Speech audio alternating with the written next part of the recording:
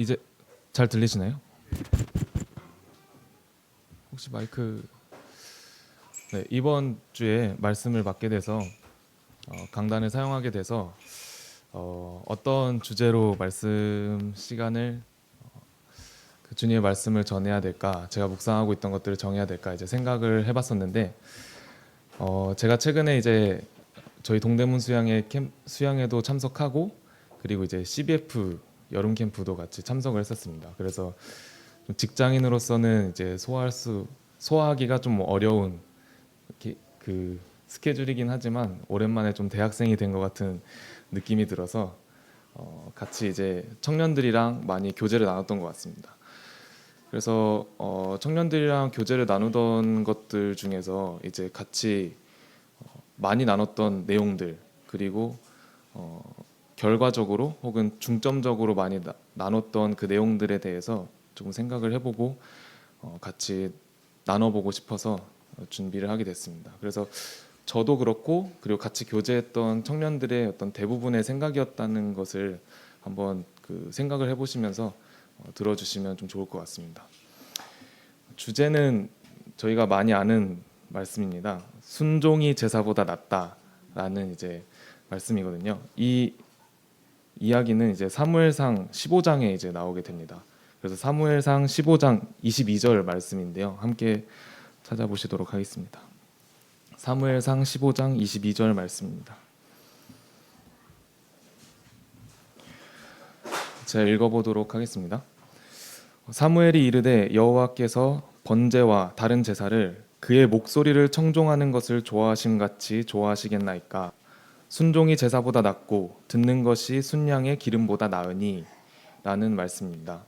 이 15장의 그 배경을 바라보게 되면은 사울을 하나님께서 이스라엘의 왕으로서 세워주시죠. 이스라엘의 통치자로서 세워주시는데, 이 부분을 생각을 해보게 됐을 때 사울은 결국 그 하나님 앞에서 좀 실패하는 모습을 많이 보이기도 하고, 왕위에서 물러나게 되는 모습도 보이긴 하지만, 그리고 하나님 앞에 의로운 모습을 많이 보여주진 못했겠지만, 하나님께서 이 사울을 그냥 택한 건 아니라고 생각이 듭니다. 그냥 제비뽑기 하듯이 그냥 눈 감고 띡 뽑았는데 사울이라는 사람이 뽑혀서 그냥 사울을 왕으로 세운 것은 아니라고 생각이 됩니다.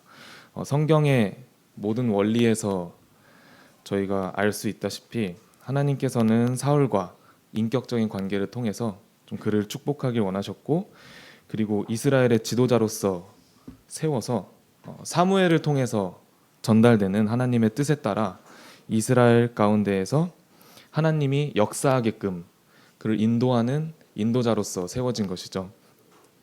그렇게 사울이 영광스러운 역할, 그 자리로서 그 직분을 맡은 자로서 세워졌지만, 사울은 하나님 앞에 참 하나님의 명령에, 하나님의 뜻에 순종하기보다는 참 본인의 의로 살아갔던 날이 더 많았던 것을 기억하게 됩니다. 그렇게 15장이 시작되는데 이렇게 사울에게 하나님의 명령이 내려지게 되죠. 그 15장 초반부부터 1절부터 이제 나오게 되는데, 하나님의 백성 그 이스라엘을 대적한 일로서 그 아말렉을 멸하라라는 이제 명령이 떨어지게 됩니다. 거기서 이제 같이 이제 하나님께서 명령하셨던 것은 아말렉의 모든 것을 멸하라라고 하시고, 사울의 손에 그들을 붙이시는 거죠. 사울의 손에 맡기시는 겁니다. 근데 하지만 사울은 아말렉의 모든 것을 멸하라는 하나님의 명령을 듣지 않고 각종 재물과 그리고 가축들을 데리고 돌아오는 그러한 모습을 보게 됩니다. 그런 사울에게 사무엘이 등장해서 사무엘을 책망하게 되죠.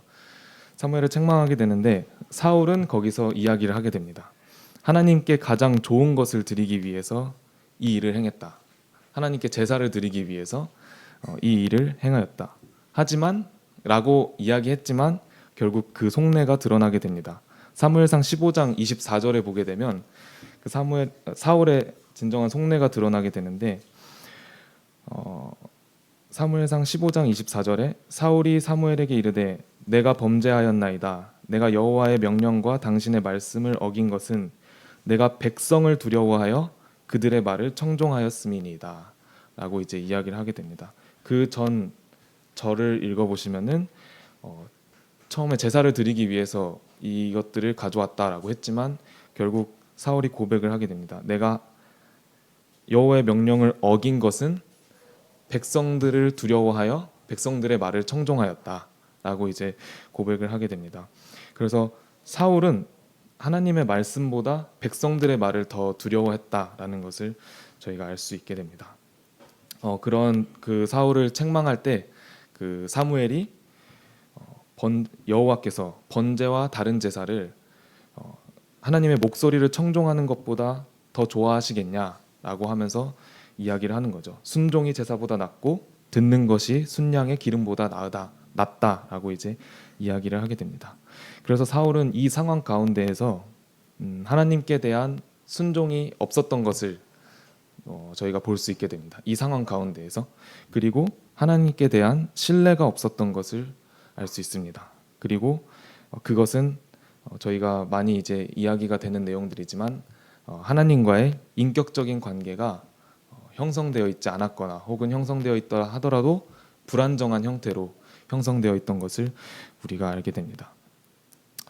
그래서 이 맥락을 바라보게 됐을 때, 그리고 이 내용의 흐름을 바라보게 됐을 때 제사의 의미가 어떻게 되는지를 생각을 해보게 됐을 때, 물론 제사가 포함하고 있는 그 의미는 아주 많고 깊은 내용이지만 이 내용적인 부분에서 바라보게 됐을 때 제사는 하나님께 순종을 표하는 형식이나 방식 정도로 개념을 이해할 수 있다라고 생각이 됩니다. 이 내용에 국한해서 저희가 맥락적인 부분에서 살펴보게 될 때, 그리고 순종은 사전적인 의미로 찾아보게 됐을 때 순순히 따른다라는 의미가 나오게 되죠. 그래서 순순히 따른다라는 의미로서 순종은 순종할 대상 혹은 그 순종해야 할 상황 가운데에서 신뢰와 믿음이 없다면 가질 수 없는 마음이다라고 생각이 되게 됩니다. 그리고 그 신뢰와 믿음은 인격적인 관계 가운데에서 형성이 된다라고 생각하게 됩니다. 그래서 사울은 그 상황 가운데에서 하나님께 드리는 제사, 그 제사의 의미는 알았겠지만 그 의미보다 하나님의 말씀을 듣는, 하나님을 기억하고 하나님의 뜻을 찾는 그 제사의 의미보다 제사라는 형식에 초점이 맞춰지게 됐고, 제사를 드리긴 원했지만 아말렉을 멸하라는 하나님의 말씀에는 순종하지 않았던 것을 기억을 하게 됩니다. 그런 부분들을 좀 생각을 해보게 됐었고, 제가 청년들이랑 많은 교제를 나눴다라고 했었잖아요. 그 CBF 캠프나 이런 부분에 대해서. 그리고 청년들뿐만 아니라 요즘 청년회에서는 자주 얘기했지만 직장에서도 그 교회에 대한 얘기를, 신앙생활에 대한 얘기를 많이 이제 질문을 받게 됩니다. 근데 이제 그 질문 받게 되는 내용들 중에 청년회에서 많이 나눴지만 그 어떤 형식에 집착하는 기독교인들에 대한 어떤 질문을 받게 된 적이 있었어요. 어떤 질문이었냐면 이제 공중파 방송이나 뭐 이제 방송에서 하는 연애 프로그램이 있었는데 그 남자 여자가 나와서 서로 이제 그 알아가면서, 그러니까 여러 명이 나오는 거죠. 남자 뭐 3명, 여자 3명 이렇게 나와서 이제 서로 짝을 찾아가는 약간 그런 이제 연애 프로그램에서 어떤 신실한 기독교 신자가 나오게 됩니다. 근데 이제 그분은 그러니까 저 직장 선임이 저한테 물어봐 그 프로를 보고 저한테 이제 질문을 하게 됐던 거죠. 근데 거기 프로에 나왔던 그 신실한 기독교 신자가 어떤 모습을 보였었냐면 그 상황에 맞지 않았어요. 다들 이제 그 제 짝을 찾으러 나왔고 그에 있어서 이제 프로그램의 어떤 일정과 스케줄을 따라야 하는데 그분 혼자 신실한 신자였던 거죠. 그래서 막 다들 밤에 늦게까지, 토요일 밤에 막 늦게까지 이제 뭐 서로를 알아가야 되는 과정 속에서 이제 이야기를 하고 하는데 그분은 나는 내일 교회를 가야 되니까 잠을 일찍 자겠다 이러고 자게 되고, 그 다음날 이제 교회를 가게 되고, 그리고 이제 참가자들이, 특히나 여성 참가자들이 남자분이셨는데 이제 남자분에게 그 여행을 가셔도 교회를 가시냐, 그래서 간다라고 했고, 그러면 혹시 그 만약에 이제 여자친구를 사귀게 되셨을 때 그 여자친구가 교회를 그날은 교회를 가지 말고 같이 있자라고 한다면 어떻게 할 거냐라고 했을 때 그 대답이 맛있는 걸 먹으러 가자고 꼬셔놓고 교회에 데려가겠다 이런 식으로 이야기를 하는 거예요. 그리고 이제 그 다음에 이제 했던 질문이 이제 여성 참가자들이 이제 점점 이제 그 딥한 질문을 날리게 되는 거죠. 그래서 이제 마지막으로 했던 질문이 만약에 여자친구가 정말 죽을 병에 걸려서 아니면 너무 아픈 상태에서 그 병원에 입원했거나 아니면 이제 간호가 필요한 상황이다. 그 상황 가운데에서 어떻게 하겠냐라고 이제 질문을 했는데 그 남자 참가자분께서 교회를 가기 전까지 열심히 간호를 하다가 교회를 가야 될 시간이 되면 놔두고 교회를 가겠다라고 이제 이야기를 한 거죠. 그래서 이제 그 부분에 있어서 여성 참가자들이 되게 이제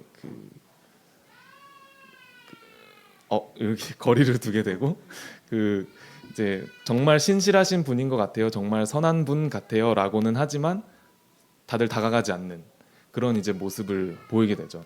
그래서 직장 선배가 그 장면을 보고 나서 저한테 와서 이제 물어보는 거예요. 둘이서 밥을 먹을 때가 있었는데 너도 그러냐? 너도 여자친구 나중에 생기면은 꼭 교회에 데려가야 되고 만약 교회 안 가겠다 나는 하나님을 안 믿겠다라고 하면 뭐 헤어질 거냐 뭐 억지로라도 데려갈 거냐 이런 식으로 이제 질문을 하게 되는 거죠. 그런 질문을 받게 됐었습니다. 그래서 이거를 어떻게 이야기를 해야 되나라는 생각을 했던 거죠.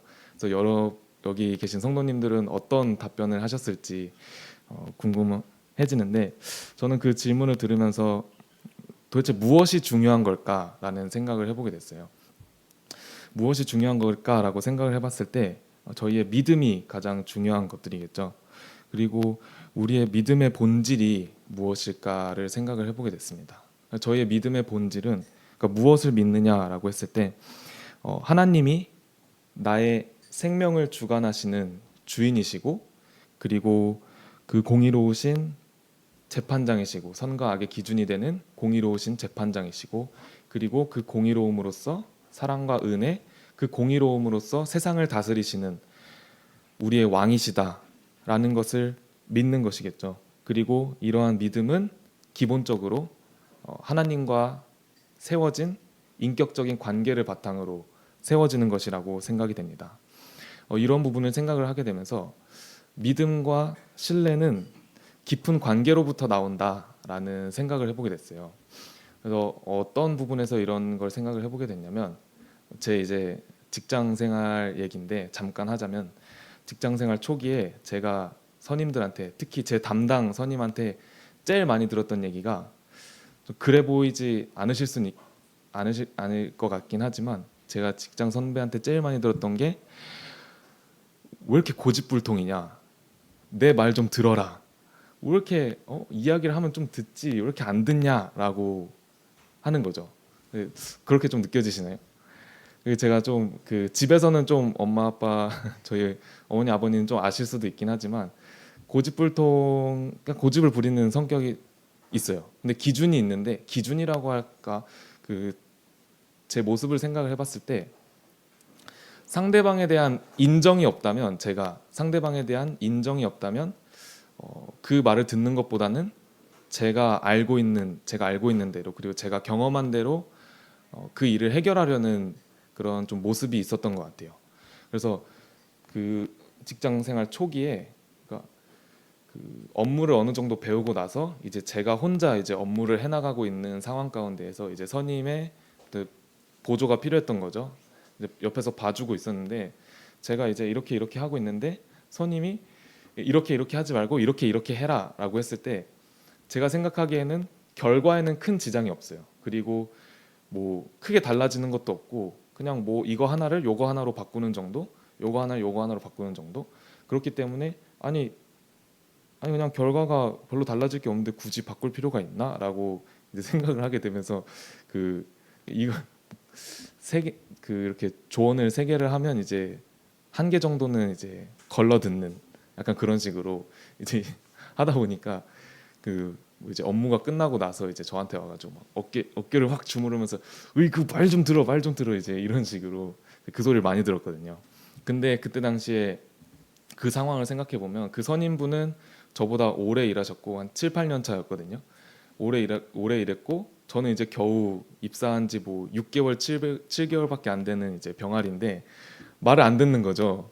그리고 그 사람이 보기에 이 업무 과정 중에서 이게 안전한 길이고 이게 데이터가 쌓아온 그 업무 과정인데 제가 그걸 무시하고 이제 제 맘대로 하는 거죠. 근데 제가 그때 당시에 생각을 해봤을 때 지금은 그렇게 이야기를 하면 제가 잘 들어요.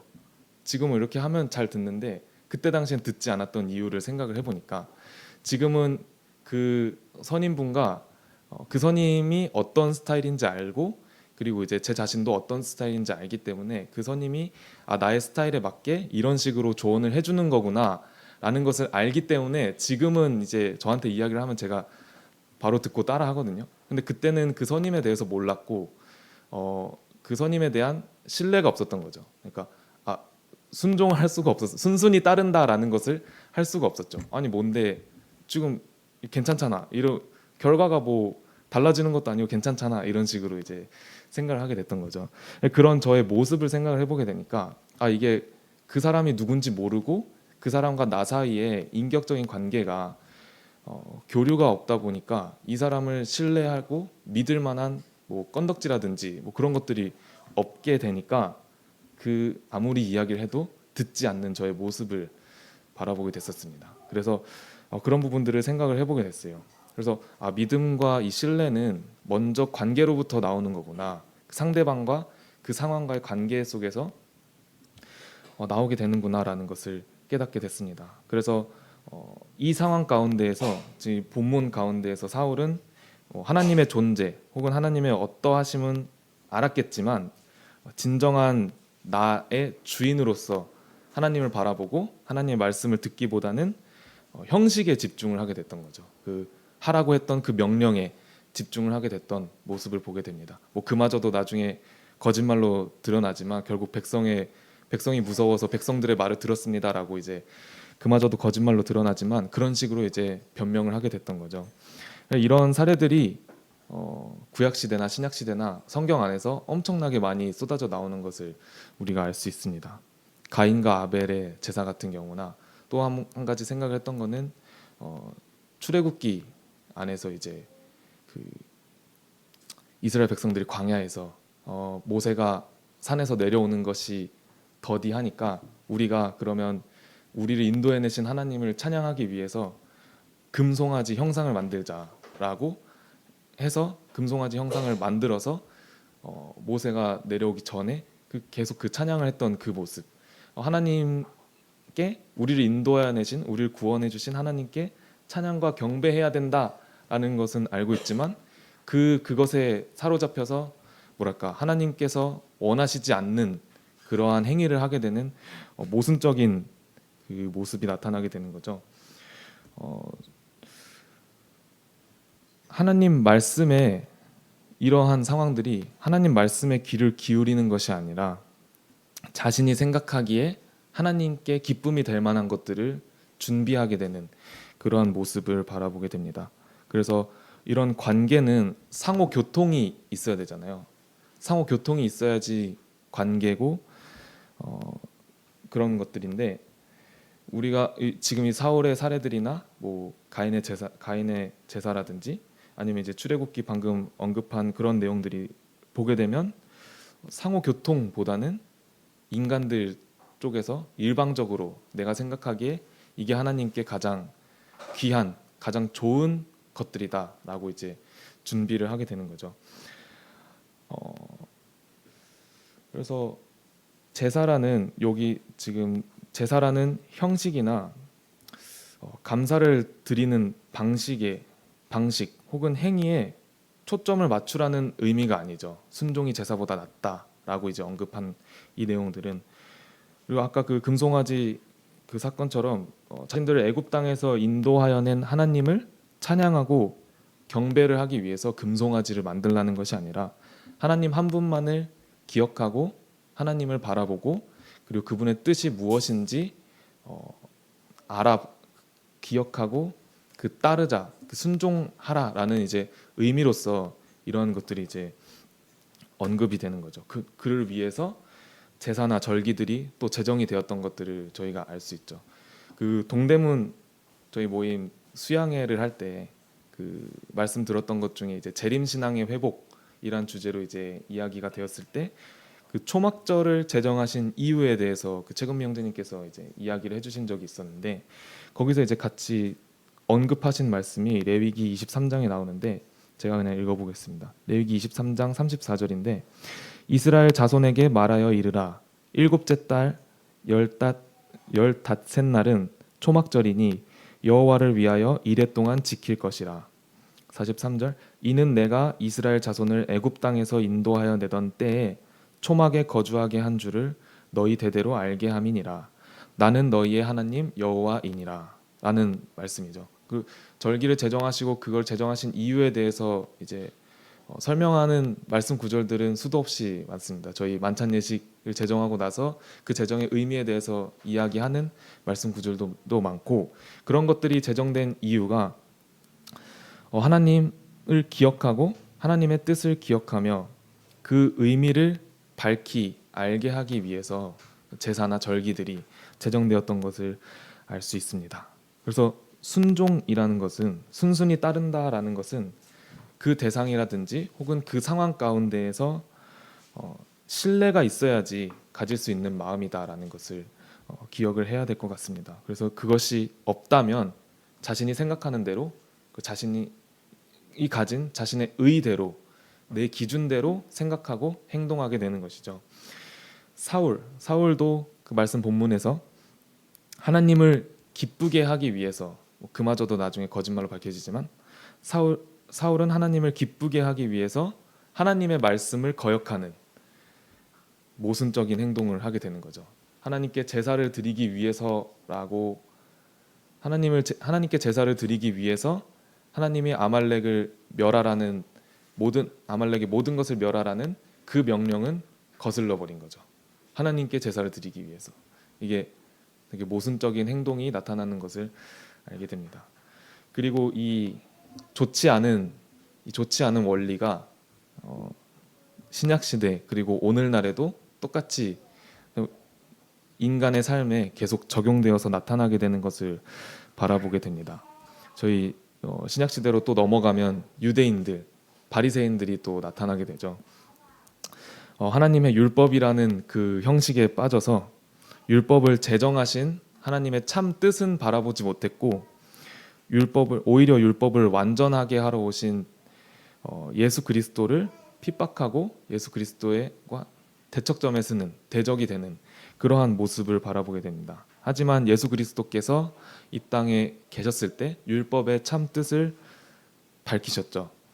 마태복음 22장에 나오게 되는데 같이 한번 보시면 좋을 것 같습니다.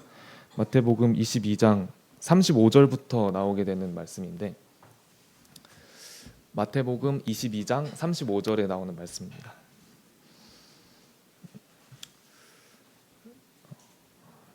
읽어보면 그 중에 한 율법사가 예수를 시험하여 묻되 선생님 율법 중에서 어느 계명이 크니이까 예수께서 이르시되 내 마음을 다하고 목숨을 다하고 뜻을 다하여 주 너의 하나님을 사랑하라 하셨으니 이것이 크고 첫째 되는 계명이요 39절입니다. 둘째도 그와 같이 내 이웃을 내 자신과 같이 사랑하라 하셨으니 이 두 계명이 온 율법과 선지자의 강령이니라 라고 이제 이야기를 합니다. 결국 그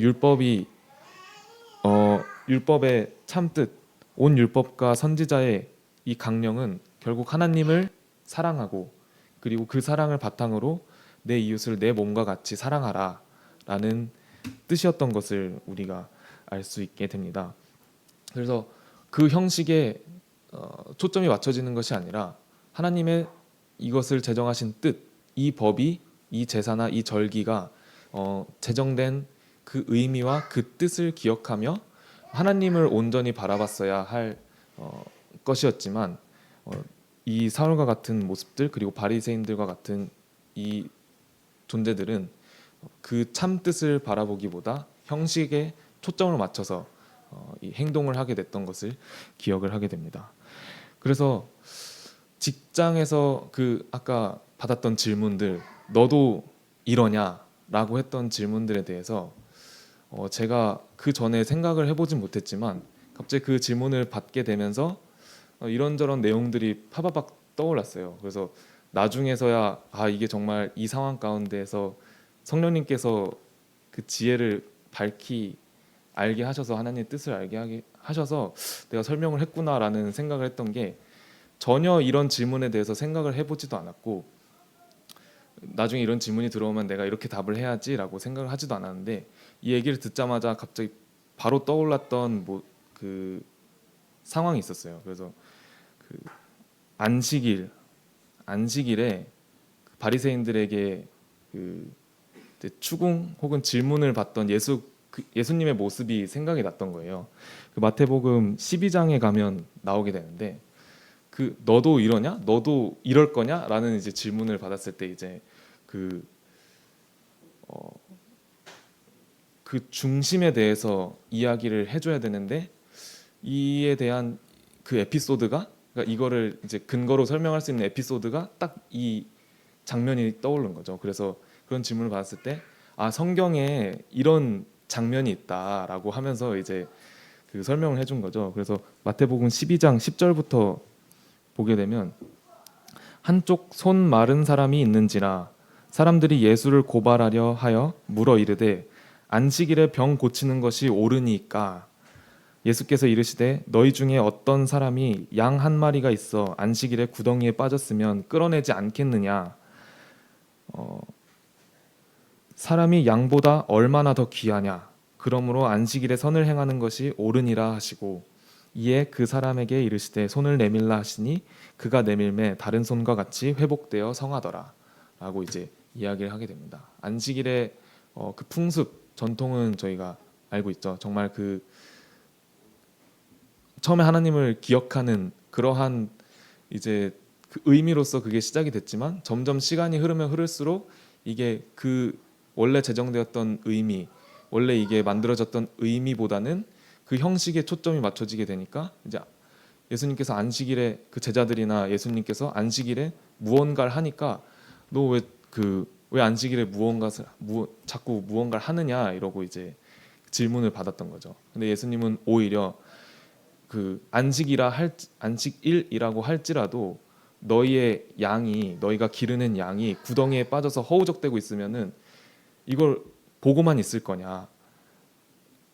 하물며 양을 너희들이 그렇게 구하게 될 텐데 하물며 사람은 얼마나 더 귀하냐 이 양보다 라고 이제 이야기를 하면서 안식일에 선을 행하는 것이 옳다라고 이제 이야기를 해주시는 거죠. 이 바리새인들이 질문한 의도를 저희가 알 것이라고 생각이 됩니다. 이 형식에 초점이 맞춰져서 질문을 한 거죠. 왜 안식일에 자꾸 일을 하느냐, 무언가를 하느냐라고 질문을 했을 때 이 형식에 우리가 이 형식에 따라서 하는 것보다 정말 그 중심이 그 마음이 어떠한 것임을 그 예수님께서 밝히 알려주신 것이라고 생각이 들게 됩니다. 그래서 이 일요일마다 교회를 가는 것, 제가 이제 교회를 다닌다는 것은 알고 있으니까 그리고 이제 서울로 다닌다는 것까지도 알고 있어요. 그래서 너 매주 일요일에 서울로 그럼 교회 가는 거야? 이래가지고 네, 와 그걸 어떻게 해? 이러면서 이제 똑같은 질문을 하는 거죠. 너 그러면 뭐야? 또 이제 그 같은 사람이 계속 질문하는 거야. 너 그럼 여자친구가 안 간다고 하면 너 혼자 서울 갔다 올 거야? 이런 식으로 이제 이야기를 하는 거죠. 만약에 똑같이 여자친구가 아파서 쓰러져 있으면 너도 버리고 서울로 갔다 올 거야? 이런 식으로 이제 질문을 하게 되는 겁니다. 그래서 그런 부분에 있어서 이런 케이스가 있었다. 바리새인들이 예수님을 이러한 이유로 이렇게 추궁을 했었는데 예수님이 이러한 이유로 이야기를 했다. 그러니까 일요일 날에 교회를 가는 것이 중요한 것이 아니라 교회를 왜 가는지 그리고 그들의 마음에 하나님을 어떻게 생각하고 어떻게 따르는지가 중요한 것이다라는 설명을 해주게 됐습니다. 그래서 일요일마다 교회 가는 것 그리고 그 11조에 대한 질문도 되게 많이 하시더라고요.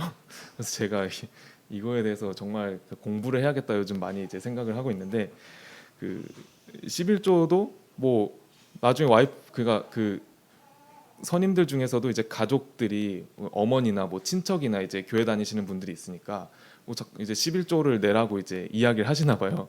이제 나는 안 내겠다 이제 이런 식으로 해서 이제 안 내게 되는데 너 나중에 결혼하고 나서 11조 안 낸다고 하면 어떻게 할 거야?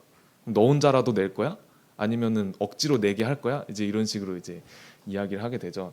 근데 이런 질문들을 많이 받아오게 되는데 사실 이 모든 행동, 행위, 교회 가는 것, 11조를 내는 것, 이 모든 행동, 행위가 하나님과 하나님과 사랑을 바탕으로 한 관계가 형성되어 있고 그 하나님의 뜻을 그 관계를 바탕으로 하나님의 뜻을 알게 되었을 때 하나님께 나 자신을 스스로 드리게 되잖아요.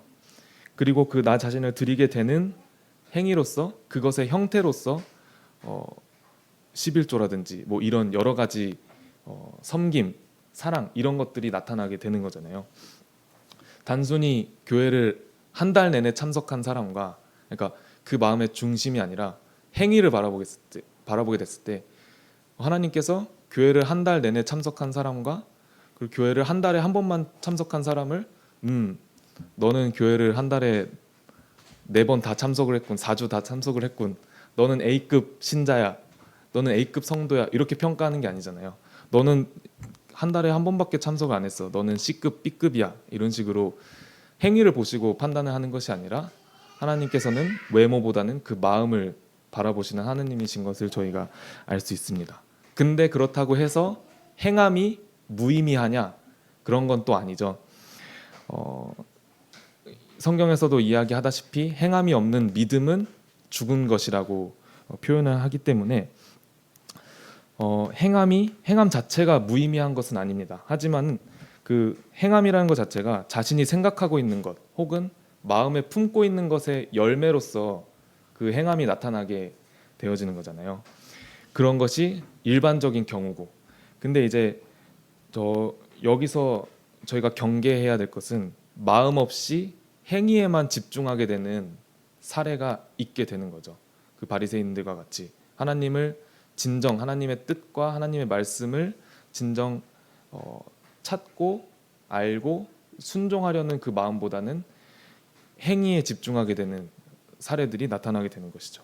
그래서 중요한 것은 하나님께 대한 마음이 없는 그 행위를 저희가 경계하고 주의해야 된다라는 것을 한 번 더 말씀을 드리고 싶습니다. 그래서 이제 바리새인들과 같은 시선으로 바라보게 되면 그들의 행동과 행위가 그들의 신실함을 나타낸다라고 이제 잘못 적용해서 이제 판단을 할 수 있겠죠. 이게 참 그 뉘앙스가 애매모호하지만 그 사람이 정말 그 마음이 있다면 그 행위가 나타나는 건 맞아요. 근데 그 또 행동과 행위로만 보고 판단할 수는 없다 하는 이런 내용들이 참 그 말장난 같지만 이 내용의 이 의미의 중요성이 성도님들은 아실 거라 생각이 됩니다.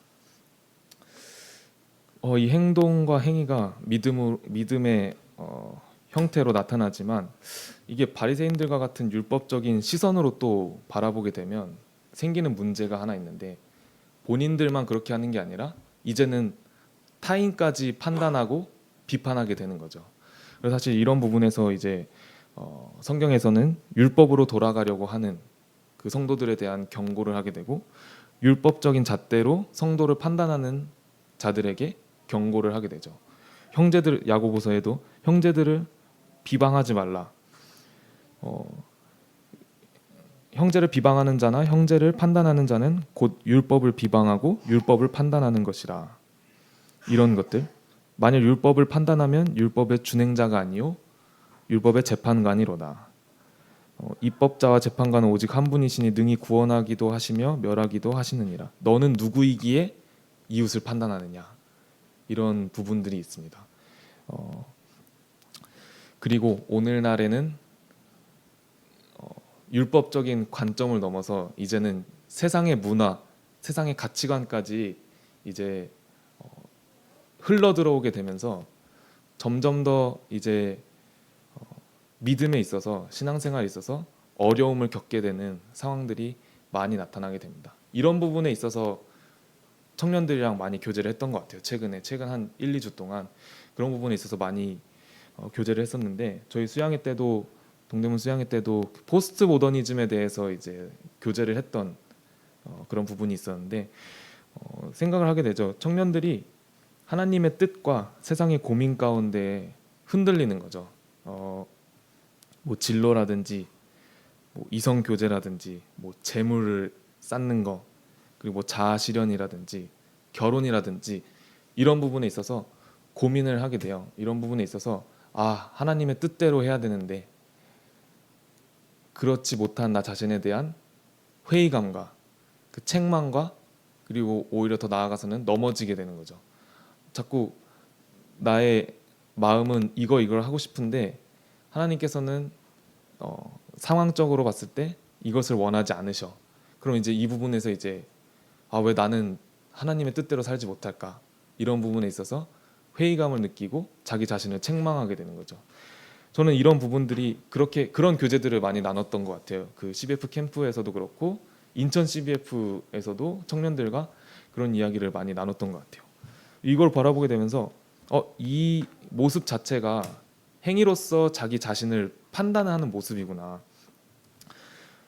성경에서 이야기하는 하나님을 섬기는 삶, 하나님의 뜻을 위한 삶, 그 삶에 자기 자신을 비추어 보았을 때 행위로서 보여내지 못하는 그러한 모습들에 있어서 회의감을 느끼고 자기 자신을 자꾸 정죄하고 책망을 하는 거죠. 그렇기 때문에 하나님 안에서 누리는 평안, 기쁨, 이런 것들을 가지고 하나님 앞으로 나아가기보다는 난 또 이렇게 넘어지네, 난 어쩔 수 없는 죄인인가 봐, 그래도 이런 나를 하나님께서 사랑해 주셨지, 이러면서 다시 일어났다가 또 자기 자신을 바라보며 난 또 이래. 저희가 그 전에 있던 교회에서 청년회에서 이제 교제를 했었는데, 어렸을 때부터 같이 지내온 구도자 친구가 있었어요. 그러니까 그 친구는 이제 구도자니까 그 객관적인 시선으로 바라보게 된 거죠. 왜 자꾸 이렇게 매주 교제를 하는데, 매주 성경을 읽고 교제를 하는데 왜 변화가 없냐, 이런 식으로 이제 이야기하는 거예요. 그러니까 지난주에 나는 하나님의 뜻대로 살고 싶었는데 막상 이제 직장생활 또 시작하다 보니까 이런 부분에서 어려움을 느꼈습니다. 이런 어려운 부분에서 나의 연약함을 바라보게 됐고, 또 이 연약함을 하나님의 은혜로 제가 이제 다시 일어서서 다시 일주일을 살아보려고 합니다 라고 지난주에 청년회 교제를 했어요. 근데 이번 주에 왔는데 또 저는 넘어졌습니다. 저는 이런 저를 하나님께서 다시 일으켜 세워주셨고 다시 앞으로 나아가겠습니다. 이게 그냥 한 몇 년 동안 그 구도자 친구의 말로는 이게 계속 몇 년 동안 계속 반복이 되고 여기서 더 성장하지 못한다라는 거예요. 그런 질문을 받았을 때 그런 삶을 살고 있던 저도 머리가 띵하는 충격을 받았던 것 같아요. 나도 계속 반복되고 있는 계속 그 행위에 빠져서 자꾸 나 자신을 판단을 하고, 이게 순종을 하나님의 뜻에, 그럼 하나님이 어떻게 이야기하시는 것이지? 라고 그것을 바라보려고 하기보다는 계속 나의 행위를 고쳐나가려는 그러한 딜레마에 빠지게 되더라고요. 그래서 이런 부분을 바라보게 되면서 이거 자체가 순종이 아닌 행위에 집착하는 모습이구나 라는 생각을 하게 됐습니다. 하나님께서는 가장 원하시는 것이 하나님 안에서 하나님을 사랑하는 것이죠. 그리고 하나님을 사랑하려면 하나님의 사랑을 알아야 되는 거죠. 하나님께서 우리에게 베푸신 사랑을 알아야 되는데, 그러면 하나님의 사랑을 알고 하나님의 사랑을 경험하려면 저희가 하나님 앞으로 나아가야 되죠. 근데 이 부분에서 저도 그렇고 그때 당시에 저는 나아가지 못했던 것 같아요. 그러니까 이게 제 자신을 정죄하고 하나님 앞에 나 자신을 내어드리고, 그럼 하나님 저에게 원하시는 것이 무엇인가요? 라고, 저는 왜 이럴까요? 라고 나 자신을 고백하기보다는 다시 그리스도인이라면 이렇게 해야지, 성도라면 이렇게 해야지. 너의 원수를 사랑하라 했는데 그리스도인이라면 원수를 사랑해야지. 예수님께서 그렇게 하셨는데 나도 그렇게 해야지. 딱 이런 그 마인드에서 멈춰 있던 제 자신을 다시 되돌아보게 됩니다. 이런 부분에서 자꾸 넘어지게 되면 하나님 앞으로 나와야 하는데 예수님께서 그러실 수 있었던 이 그 공생의 기간 동안 정말 그 그리스도인의 표본으로서 본이 된 자로서 살아갈 수 있었던 이유는 하나님 안에 거했기 때문에, 그리고 하나님과 인격적인 관계를 바탕으로 하나님 사랑 안에 거했고, 비록 예수님께서도 그뭐 육체의 피곤함, 그리고 저는 그 부분을 더 생각을 해보게 됐어요. 그 예수님께서도 고민을 하고 흔들리던 때가 그 십자가 못 박히기 전에 그 겟세마네 동산에서 이 잔을 내게서 옮겨달라고 그 눈물을 흘리며 기도를 하던 때가 있었지만, 결국 예수님이 정말 저희의 본이 될 수 있었던 것은 그렇게 이 십자가의 그 잔이 나에게서 옮겨가길 원했지만 결국 예수님께서 하나님께 고백하고 기도했던 것은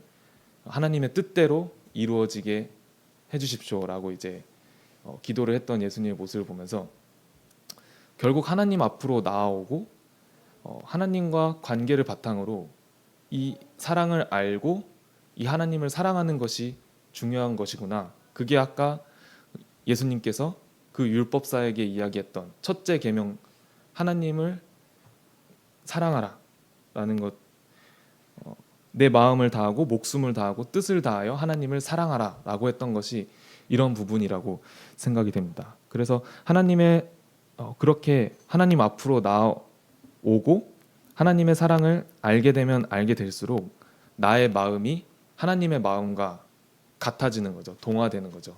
그렇기에 예수님께서는 그 마지막에 결국엔 이 모든 것이 하나님의 뜻대로 이루어지게 해달라고 그 기도를 했던 거죠. 자기가 어떻게 죽을 것을 알고 있음에도 불구하고 하나님의 뜻대로 이루어지게 해달라고 하는 그런 고백이 나오게 되는 것 같습니다.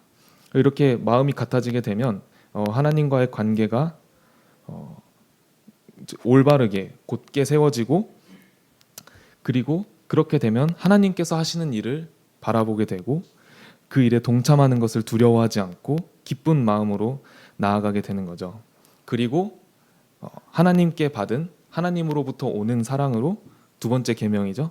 다른 사람을 사랑하며 나아가게 될 수 있는 그러한 힘, 능력까지 얻게 되는 거죠. 그리고 이것이 하나님 안에서 참된 기쁨과 평안을 누리고 원수를 사랑하라 하는 그 사랑까지도 할 수 있는 그 방법이라고 생각이 되고 깨닫게 됐었습니다. 그래서 그 율법사에게 가장 중요한 계명은, 그 율법사에게 예수 그리스도께서는 온 율법과 선지자의 강령은 첫째, 너 마음을 다하고 목숨을 다하고 뜻을 다하여 하나님을 사랑하라. 그리고 내 이웃을 내 자신과 같이 사랑하라 라고 하게 되는 것입니다. 그래서 청년들과 교제를 하면서, 그리고 이전에 저도 이제 자꾸 이렇게 반복되는, 물론 지금 그런 고민과 그런 회의감, 그런 걱정들이 아예 없어진 건 아니지만 이전에 자꾸 저는 잿빛 신앙생활이라고 표현하거든요. 약간 회색빛깔이었어요. 그러니까 계속 나 자신만을 정죄를 하고 계속 하나님 앞에 계속 그 하나님의 아들로서, 혹은 이제 좀 그 영광스러운 그 모습으로서 하나님 앞에 서게 되는 제 자신이 아니라 계속 뭔가 캥기는 게 있어서 그 구석에 숨어 있고 하나님 앞으로 나오지 못했던 그 아담과 하와가 선악과를 따먹고 에덴 동산에 하나님께서 임재하셨을 때 그 나무 뒤에 숨었던 그 아담과 하와의 모습처럼 계속 숨었던 것 같아요. 그리고 그 내가 잘해야지라고 이제 행위에 집중하려고 했던 것 같고, 근데 그것이 아니라 하나님 앞에 나아오는 것이 중요한 것이다라는 것을 생각을 하게 됐습니다. 그리고 그 순종이 그냥 나오는 것이 아니라 하나님 앞에 나아와야지 하나님을 알게 되고, 하나님이 이런 분이셨구나, 하나님이 나를 위해 이런 것들을 이루셨구나라는 것을 알게 되면은 그 서로 알을 바탕으로 관계가 형성되고 그 관계를 바탕으로 하나님께 대한 사랑과 그리고 하나님께로부터 오는 사랑을 경험할 수 있는 것이고 그 사랑을 바탕으로 그 사랑을 힘입어서 우리가 이 땅에서 사랑을 베풀고 그리고 하나님을 증거하고 하나님의 복음을 위해서 하나님의 뜻에 동참하길 원하는 그 마음까지 우리가 성장하게 되는 것이구나라는 생각을 하게 됐습니다. 그리고 예수님이 정말 이 땅에 육신을 입고 내려와서 그 아기 때부터 자라나서 그 장성한 믿음의 장성한 분량에 이르러서 결국 십자가 하나님의 뜻대로 십자가 위에서 그 기쁜 마음으로 순종을 했던 그 모습까지 성장해 나가는 모습이구나 그런 과정이구나라는 것을 생각을 해보게 됐습니다. 순종의 시작은 하나님과 나의 관계로서 시작이 되고 그 관계가 세워진다면 참 구원 또는 침례 이런 그 과정이 있잖아요. 그래서 하나님과의 관계가 세워지게 되면 그리스도와 연합되어서 이제 하나님 안에 거하는 그러한 하나님의 뜻, 하나님의 진리를 알게 되고 그렇게 고백을 하고 그러한 우리가 그러한 존재가 되었을 때 하나님께서 또 성령을 통해서 저희 안에서 내주하시고 저희들을 이끄시고 그리고 하나님의 뜻이 저희 안에 세워지고 이제는 충만하신 하나님의 능력으로 저희가 그 뜻에 그 사역에 동참할 수 있게 되는 것이다 라는 것을 생각해 보게 됐습니다. 그래서 마지막으로 에베소서 3장에 사도 바울이 성도들을 위한 기도를 하게 되는데 그 기도 내용을 읽으면서 그 말씀을 마무리하도록 하겠습니다. 에베소서 3장 14절부터 나오는 말씀입니다. 제가 제 자신을 바라보게 되면서 참 하나님 가운데 그 기도를 하게 될 때 그리고 참 성도님들을 생각을 하면서 기도를 하게 될 때 이러한 마음으로 그리고 이러한 뜻으로 참 기도를 하게 되기를 원하는 마음에 이 말씀을 가져왔습니다. 에베소서 3장 14절부터 제가 읽어보도록 하겠습니다.